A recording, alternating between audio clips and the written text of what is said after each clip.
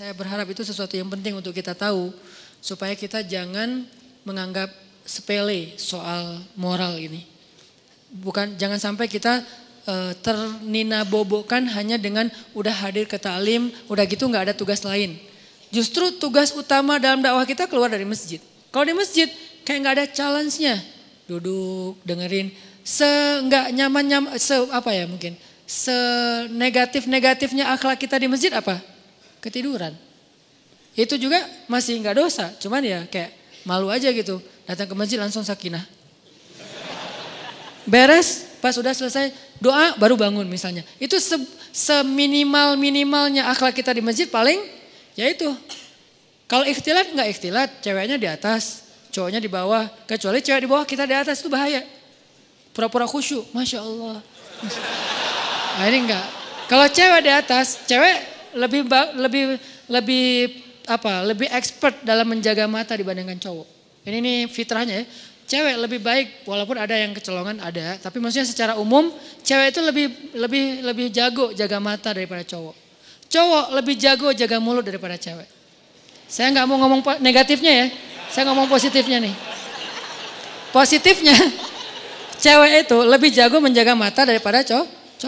Cowok lebih jago menjaga lisan daripada cewek. Makanya cewek kalau lagi sedih itu kan gini ya.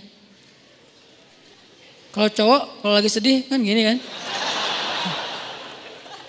Jadi masing-masing dikasih ujian lah. Kalau cewek mampu menjaga lisan itu jadi jalan ke surganya. Kalau cowok mampu menjaga mata itu jalan ke surganya. Kalau bahasa hadis mah lebih vulgar lagi. 2 yang membuat orang paling sering masuk neraka. 1 lisannya, 2 kemaluannya. Tapi kalau diperjelas lagi kemaluan itu berawal dari mana? Pandangan mata. Jadi artinya ikhtilat nggak ada. Cewek di atas, kita di bawah. Walaupun nanti kalau keluar bisa aja sih, cuman maksudnya nggak kayak di jalan, nggak kayak di mall. Di mall gimana? Kalau di sini gimana pun di luar Instagramnya vulgar, kalau udah masuk masjid kan minimal kayak agak sopan gitu kan ya. Saya nggak bilang berhijab karena mungkin belum semua berhijab, lagian itu proses gitu. Saya hargai udah mau ke masjid walaupun belum sempurna hijabnya, tapi minimal udah sopan. Nggak mungkin kan masuk masjid kayak di sebelah misalnya, kan beda kan pakaian yang di sebelah sana sama yang di sini, bangunan sana, building sana sama building ini kan beda nih. Habis dari sini ke sana, innalillah. Kalau habis dari sana ke sini, astagfirullah. Udah dosa, taubat gitu. Kalau ini lagi taubat, dosa lagi kan salah kan. Jadi kayak beda. Nah coba lihat, kalau lihat perilakunya gimana di jalan sama di mall atau di pasar. Kita bisa enggak nih keluar dari masjid baru kita tunjukin saya udah taklim. Tapi minimal udah la tahkiranna minal ma'rufi syai'a kata Nabi. Janganlah kalian meremehkan kebaikan walaupun kecil. Walau antal akhaka biwajhin tolik. Walaupun sekedar tersenyum ke wajah saudara. Jangan dianggap remeh, tersenyum juga udah kebaikan yang luar biasa. Senyum doang. Tapi jangan salah sasaran. Karena kalau senyumnya salah sasaran jadi seburuk-buruk senyum kan ya. Senyum ada pahala ada yang dosa. Senyumin istri orang dosa kan ya. Senyumnya tapi sewajarnya. Teh gitu. Teteh. Jangan berlebihan lah biasa aja. Apalagi kalau suaminya tipe yang ya emang suaminya harus pencemburuan ya. Suami kalau gak cemburuan namanya apa? Dayus. Jangan salah huruf ya. Dayus. D ya. Siapa itu dayus? Kata Nabi, tidak akan masuk surga seorang dayus. Allah marah kepada dayus. Sahabat juga heran, ini istilah baru nih. Ya Rasulullah, dayus itu siapa? Kata Rasul, dayus itu suami yang ketika istrinya melakukan nusyuz, dia gak cemburu. Nusyuz itu apa? Banyak grade. Grade yang sederhana dalam nusyuz, istrinya misalnya chat lebih dari jam yang ditetapkan. Misalnya kayak agak menurut saya berlebihan lah. Seorang cewek chat sama cowok yang bukan muhrimnya bukan karena darurat jam 11 malam. Harusnya batasnya jam 10 malam. Ini SOP ya buat cewek-cewek. Jangan chat ke cowok yang bukan muhrim kita lebih dari jam 10 malam. Chat itu kan jaringan pribadi kan. Diterjemahin japri lah. Panjang amat.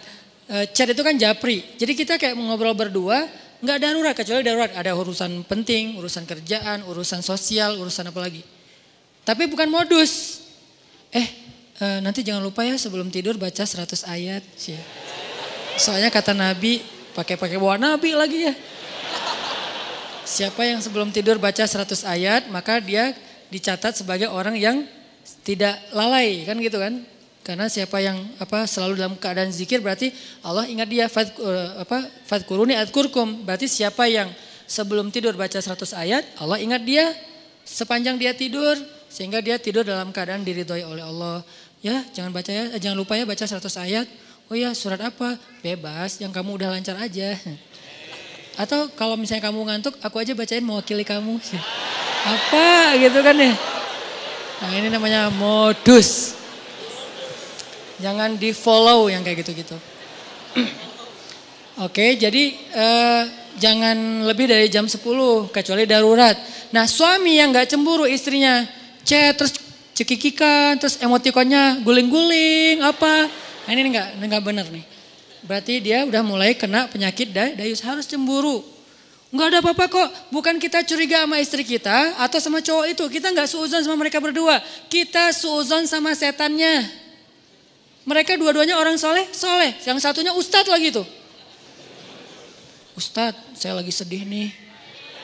Hati-hati, ustadz juga manusia. Saya dipanggil ustadz. Ustadz pernah tergoda? Hampir. Untung lah, astagfirullahaladzim. Wudhu gitu. Tapi nyesel, kenapa yang gak disambung 5 menit lagi. Ustadz juga manusia. Jangan mengkultuskan ustadz. Ustadz mah insya Allah gak apa-apa. Jangan. Kita gak curigain ustadz, kita gak curigain ceweknya. Kita curigain setan yang ada di antara mereka. Dan setan itu yajri majrad dam. Mengalir di dalam aliran darah kita. Dia tahu banget kelemahan kita di apa. Ada yang kelemahannya emotikon, dia tahu. Akhirnya dibisikin, lo bilang ke orang yang ada di dalam, yang lo sembunyi di tubuh dia. Kan setan kayak saling hati-hatian gitu kan. Roger gitu apa. Setan kan saling kontak-kontakan kan, mereka live terus online. Lo di tubuh dia, gue di tubuh dia ya. Ya udah kita bagi tugas. Kelemahan dia apa? Emotikon. Emotikon yang mana? Yang guling-guling, yang berdarah-darah air mata. Akhirnya, aku lagi sedih nih habis dimarahin suami. Oh biasa itu ujian rumah tangga. Mulai curhat. Lama-lama kok Ustadz ini enak diajak curhat ya. Gak seperti suami saya mah orangnya cuek. Kalau Ustadz orangnya pengertian, dia bisa menghibur saya, Masya Allah. Jadi nyaman, gak ada pikiran macam-macam, nyaman doang nih. Nyaman chat, ada masalah lagi, chat lagi sama Ustadz. Dan Ustadznya juga kayak awalnya juga berbaik hati. Kasihan juga mau ngasih motivasi, biar kasih hadis, ngasih ayat. Tapi udah jam 10 Ustadz. Ini udah jam 10, udah gak boleh lagi urusan privasi. Kalau mau chat kan bisa besok. Pagi-pagi habis subuh, Ustadz mohon maaf. Kalau perlu bahasanya kaku, gak ada titik-titik, gak ada koma. Udah aja kaku, kalau perlu semuanya kapital. Saking kakunya gitu. Jangan ada yang dikasih bunga-bunga, titik-titik panjang. Terus misalnya hurufnya didobel-dobelin gitu. Ustadz, bahaya. Ya, ini jarang kan Ustadz buka kartu kan? Bahaya. Karena ada ustadz yang jadi korban ada. Tapi kita gak boleh menjudge. Yang mana ustadz? Itu ya ustadz?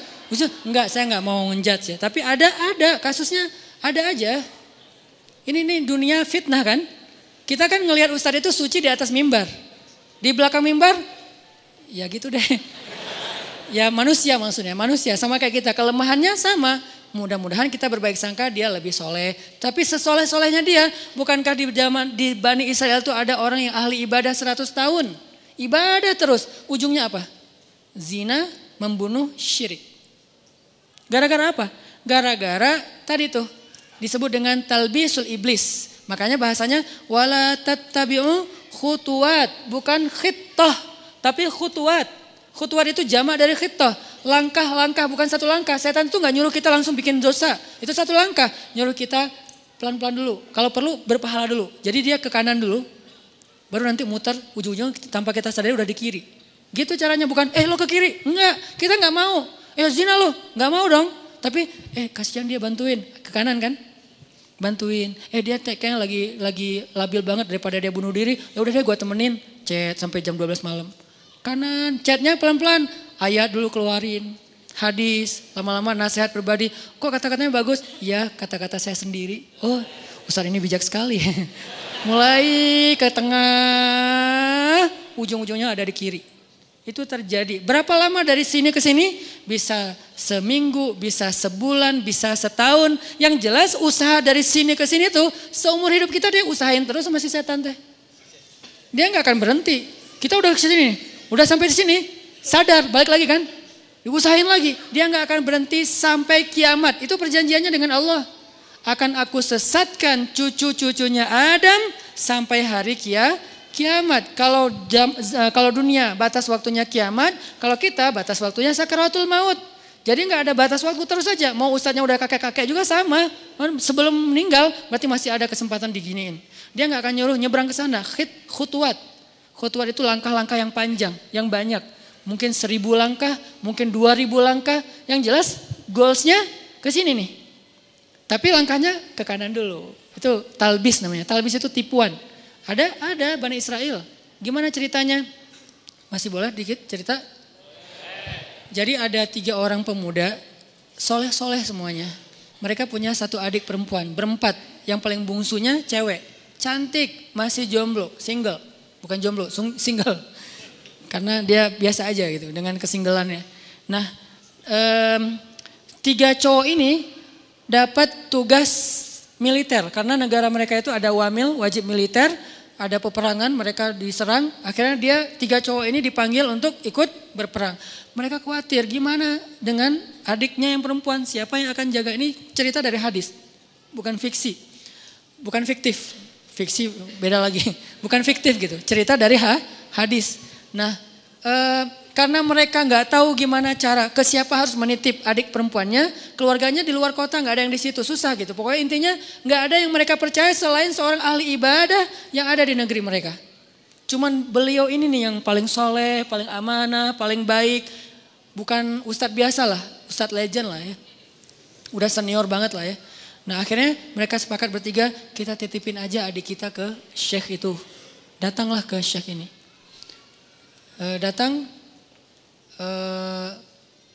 Kalau nggak salah namanya Barsisa, nama syekhnya, Syekh Barsisa.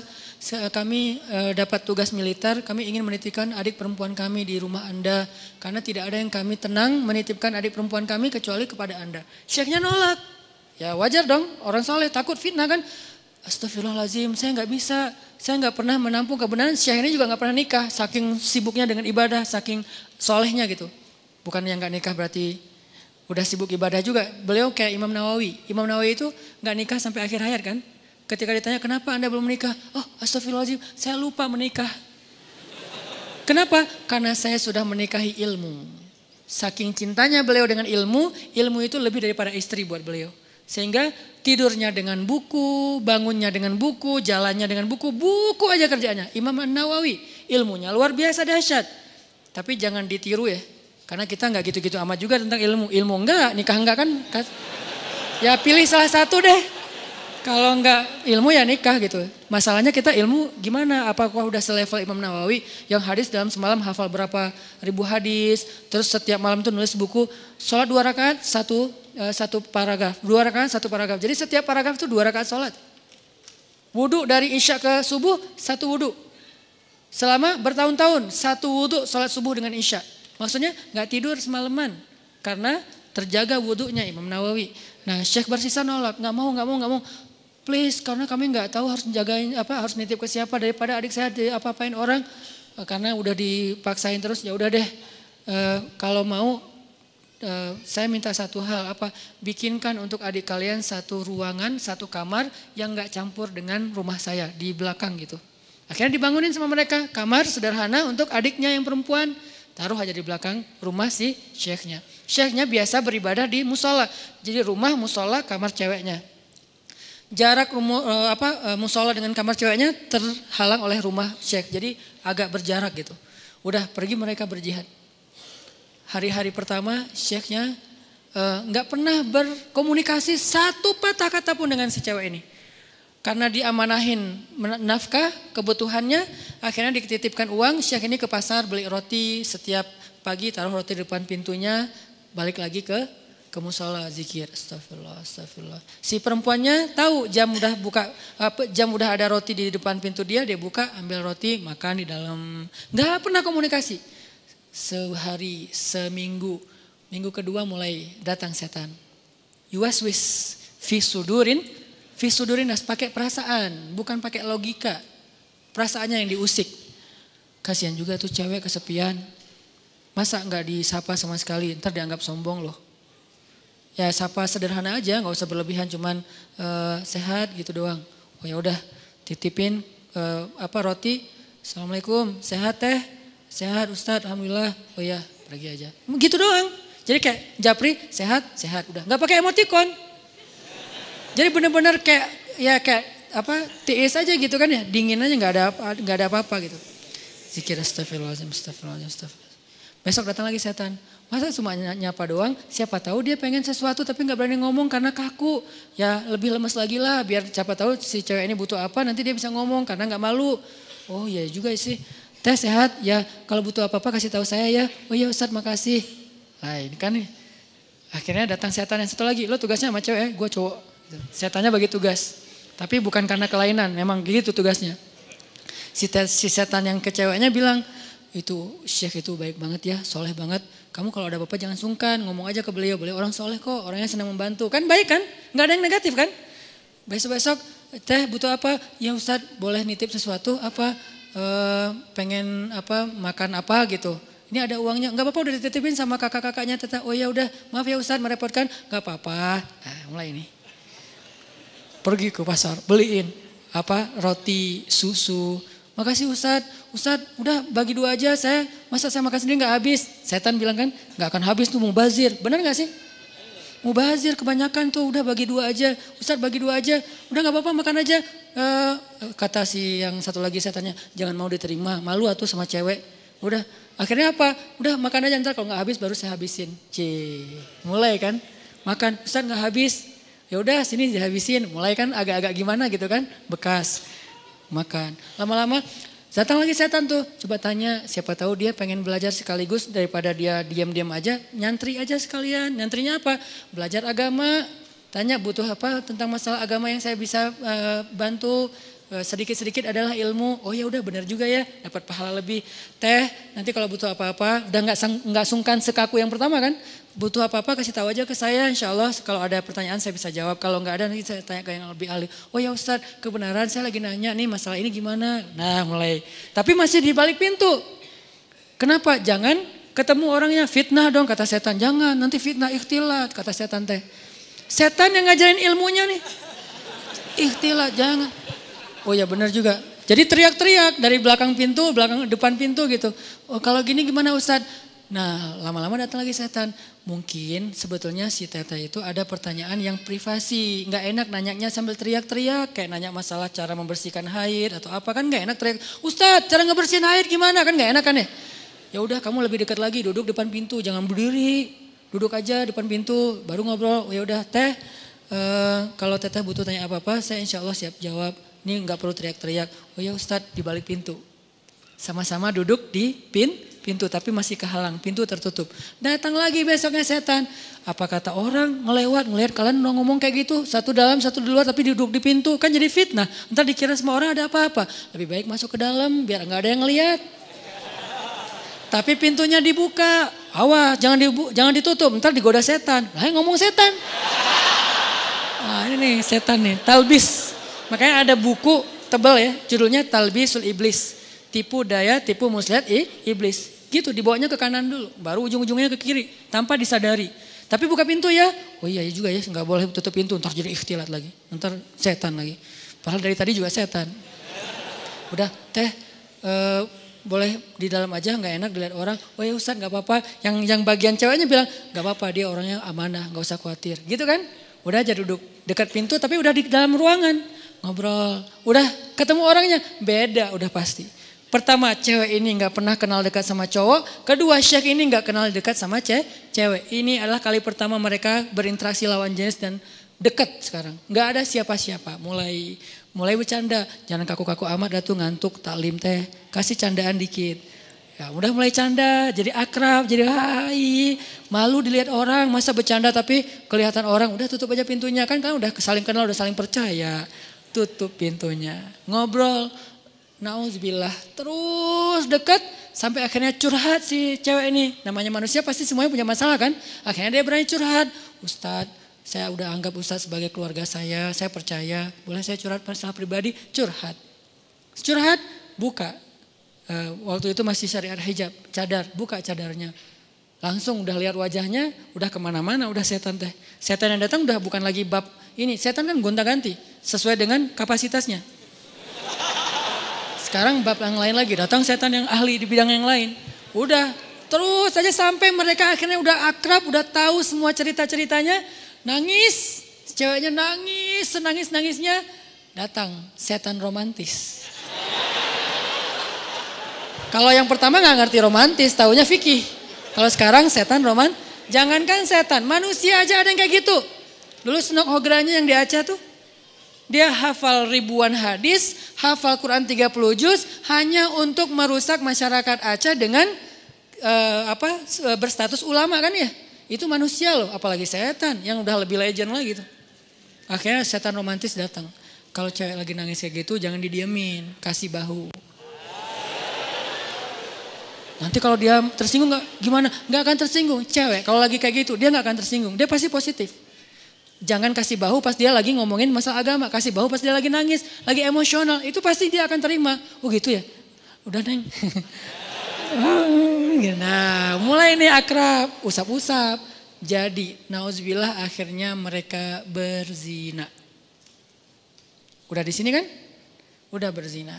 Berzina sekali karena udah terlanjur dosa lah. Kagok Udah kagok kan, udah aja, biasa aja gitu. Udah dosa juga gitu. Jangan manggil Syekh lagi lah, manggil A aja. Jadi tadi kan manggilnya Syekh, lama-lama Ustadz, lama-lama AA. Manggil lah, udah akrab teh, udah zina, ada segala macam, nauzubillah. Ngomongnya juga gak enak. Udah gitu, maaf perempuannya hamil. Perempuannya hamil, Syekh ini takut ketahuan sama kakak-kakaknya. Karena adik perempuan mereka ternyata dihamili sama Syekh ini. Kalut, panik, datang setan kriminal. Bilang, lo udah bikin adiknya, lo gak akan dibiarin hidup. Setannya udah beda ngomongnya. Ngomongnya udah beda. Udah terlanjur, udah lo habisin aja deh. Gak usah banyak mikir, udah lo habisin aja lo sekarang. Udah. Gitu-gitu. Oh udah dihabisin, dibunuh ceweknya. Karena takut ketahuan. Ditakut-takutin sama setan. Pokoknya lo habis, lo malu, semua orang kampung akan mencela kamu dan segala macam. Pokoknya dibikin goyah banget nih Syekh ini. Akhirnya dibunuh, dikubur di belakang rumah. Tapi udah dibisikin sama setan alasannya, modusnya apa? Bilang aja sakit, meninggal, dikuburin. Nggak lama, belum juga, baru sehari, kadarullah datang nih kakak-kakaknya. Syekh, assalamualaikum, waalaikumsalam. Syekh, alhamdulillah kami semuanya selamat. Adik kami di mana? Syekh ini pura-pura sandiwara. Ada apa Syekh? Innalillah, yang sabar ya gitu. Allah mentakdirkan kalian gak ketemu lagi. Baru aja kemarin adik kalian sakit keras dan meninggal. Maafkan saya gak bisa jaga amanah kalian. Innalillah wa inna ilaihi raji'un. Ya gak apa-apa Syekh, di mana kuburnya? Di belakang. Datang doa, pulang aja. Setan kan jahat banget ya. Setan tuh gak pernah berpihak sama kita. Dia itu pengadu domba. Malam setan ini datang ke dalam mimpi ketiga kakak beradik ini. Mimpinya sama. Setan yang sama, gimana gak sama redaksinya. Mimpinya sama. Datang, adik kalian itu gak meninggal sakit. Dibunuh setelah dinodai sama Syekh itu. Buktinya kalau kalian mau tahu, coba kalian gali kuburnya, lihat bekas pembunuhan itu. Kalau datang ke satu, ya anggap aja mimpi. Datang ke yang kedua, sama. Ketiga sama, bangun dari mimpi. Saya mimpi buruk tentang adik, saya juga sama. Apa mimpinya? Diceritain, kok sama ya mimpi kita? Mencurigakan sekali kan? Kok mimpi kita sama? Wah bahaya nih, kita bukan suudzon sama Syekh, tapi kita harus buktiin. Ayo, besoknya mereka diam-diam datang, digali kubur adiknya yang belum kering, yang masih basah tanahnya. Benar ada bekas pembunuhan dan dia dalam keadaan hamil. Syekh ini langsung dibawa ke pengadilan. Dikeroyok sama massa. Dibawa ke pengadilan, diputuskan hukuman mati. Di tiang hukuman mati, sebelum dia mati, datang setan yang terakhir. Setan yang paling banyak ilmunya, ulamanya setan. ini nih setan paling pro nih. Datang terakhir. Syekh, kata dia. Syekh tahu selama ini kenapa Syekh sampai di sini? Yang membuat Syekh sampai di sini tuh saya dan geng. Saya and the gang. Kita yang menggoda Syekh dari awal mau menerima cewek itu, kemudian ngasih roti, kemudian mau menyapa, kemudian mau fatwa, kemudian duduk di dalam rumah, kemudian menutup pintu sampai berzina, membunuh dan seterusnya, berbohong, itu semuanya kami. Dan sekarang kamu udah gak bisa ngelak. Hukuman sudah ditetapkan, masyarakat sudah benci sama kamu. Satu-satunya cara kamu selamat sekarang adalah cuman kami yang bisa nolong kamu. Karena kami yang mencelakai kamu. Gimana cara saya bisa selamat? Tunduklah ke saya. Sujud. Kalau kamu sujud ke saya, maka kamu akan kami selamatkan. Ini kesempatan kamu yang terakhir. Itu pedang untuk membancung dia itu udah siap. Orang kayak gitu kan labil banget. Akhirnya dia sujud, dia mengakui setan itu sebagai Tuhan, dipancung, matilah Syekh ahli ibadah 100 tahun ini dalam keadaan pembunuh, pezina, pembohong, dan syirik. Kenapa bisa kayak gitu? La tattabi'u khutuwatis syaitan. Janganlah kalian mengikuti langkah-langkah setan. Dia gak akan langsung nyuruh satu langkah ke kiri. Dia nyuruh ke kanan 1 kilo. Jauh banget ke kanannya. Sampai gara-gara setan kita jadi ahli ibadah banget. Gara-gara setan nih saya jadi bisa tahajud. Kok bisa? Soalnya dulu saya gak pernah tahajud. Gara-gara ada modus sekarang jadi tahajud. Ya gitu ya. Jadi sekarang awalnya sih modus. Lama-lama istiqomah. Masya Allah setan teh. Jadi dari modus jadi istiqomah. Terus besok-besoknya tuh kan gak apa-apa. Udahlah gak usah terlalu idealis. Besok-besoknya ketemu na'udzubillah. Sampai berada di sisi yang kiri dan itu udah terjebak. La tattabi'u khutuwatis syaitan. Jangan ikuti langkah-langkah setan. Bukan jangan ikuti langkah setan. Jangan ikuti langkah-langkah setan. Jadi yang kayak tadi misalnya dayus. Ini gara-gara ngomongin dayus nih. Suami harus cemburu. Karena cemburunya suami itulah penjaga istri. Kalau suami udah gak cemburu, istrinya berlebihan komunikasi dengan lawan jenis, sikap ke lawan jenis, berarti istrinya udah gak ada yang jagain. Bukankah tugas suami itu ku anfusakum wa ahlikum naro, tapi cemburunya juga cemburu yang baik, jangan mencela. Cemburunya menasehati, kan dia Al-Quran juga dikasih tahu kan ya, menasehati mereka, pindah tempat tidur, apalagi nasihati, pindah tempat tidur, pukul dengan pukulan yang tidak melukai dan tidak menyakiti. Kemudian kalau mau menceraikan pun dengan cara yang baik. Tapi na'udzubillah jangan sampai ke tahap itu gitu. Yang jelas cemburu harus punya, cuman jangan berlebihan. Nah yang akhwatnya, yang cewek-ceweknya kalau dicemburuin suami, bahagialah. Kenapa? Berarti suami kita sayang sama kita. Berarti suami kita itu masih perhatian sama kita. Selama ekspresi cemburunya belum berlebihan, cuman cemburu. Jangan gitu dong gitu. Gak ada apa-apa kok, emang gak ada apa-apa, tapi kan gak pantas. Nah ini nih yang kayak gini-gini nih, kayak komunikasi japri, di grup, pas ketemu orangnya atau apapun, ini harus terjaga. Ini nih tadi yang bab dayus ya, ini juga sesuatu yang behavior.